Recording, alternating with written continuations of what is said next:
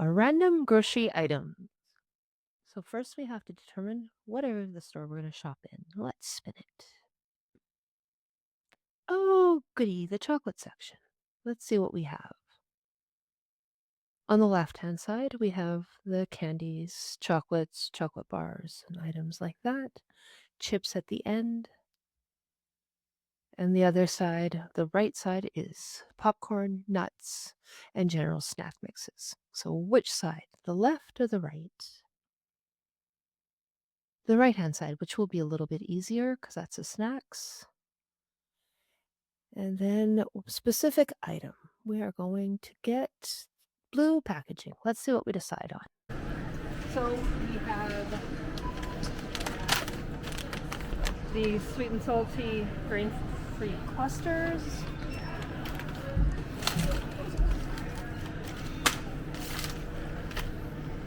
We have sunflower seeds, macadamia nuts, salt and vinegar almonds. But what am I going to put into a recipe? Salt caramel pretzels, kiwi chips, a pub mix. I wonder. Let's see what's in that. Poutine pub mix? Nope, let's not do that one.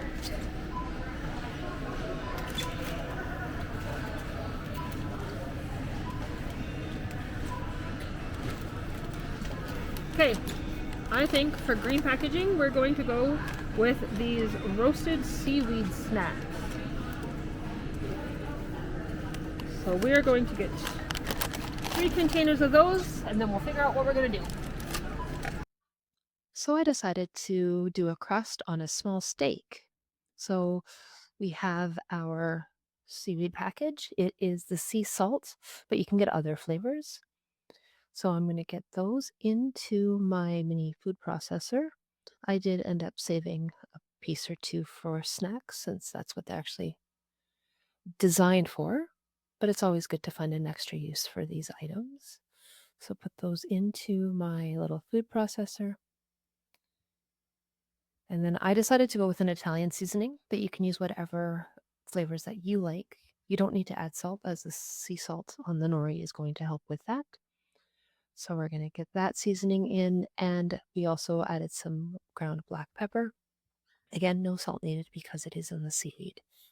Any other flavorings you wanted to use, crushed peppers would be amazing on there. So then we blend that up until it's a nice fine powder, or you can leave it a little bit chunkier. So that is now done, and I'll show you what that looks like here.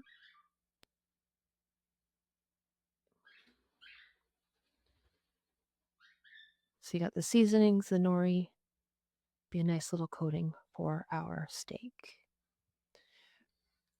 So we've got in the bowl there, that nori seasoning. I'm just setting my oven so that I can put my steak in once I have it seared. Put some butter into my cast iron pan so that it goes into the oven after it's done. Obviously, you wouldn't use a nonstick pan because you're going to be putting into the oven, and most nonstick pans are not oven proof.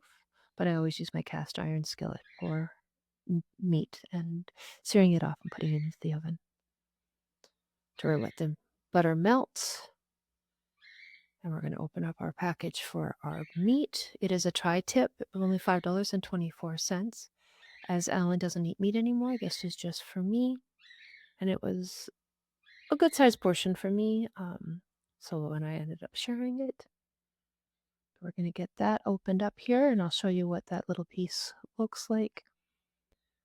When you're feeding one person, the meat counter is probably the best option rather than the prepackaged stuff. So there's my tri-tip and our bowl of the nori with spices. So we're just going to press that in so that it adheres to the meat. You can do the same process if you wanted to do fish, but if you're coating fish, I would recommend adding some cornmeal into your seasoning blend because it'll help it adhere a little bit better. And then I'd air fry it rather than actually pan frying.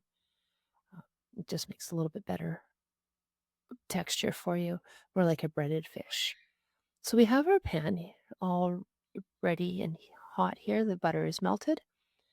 Once it's a little bit warmer, we will get the steak put on. So we're going to do that now, placing the steak in the pan, and we will sear it on both sides. I ended up flipping it on left and right. Cook it for a bit, toss it into the oven until it's the temperature that and doneness that you like. And I'll slice this up. I like mine a medium rare, so a nice brown edges, but really pink in the middle. So we're going to slice that. You can use a meat thermometer if you wanted to, but I'll show you here what this looks like. And that's the perfect doneness for me. And then I just added a little dollop of rice on the side, and that is what I use my random ingredient for.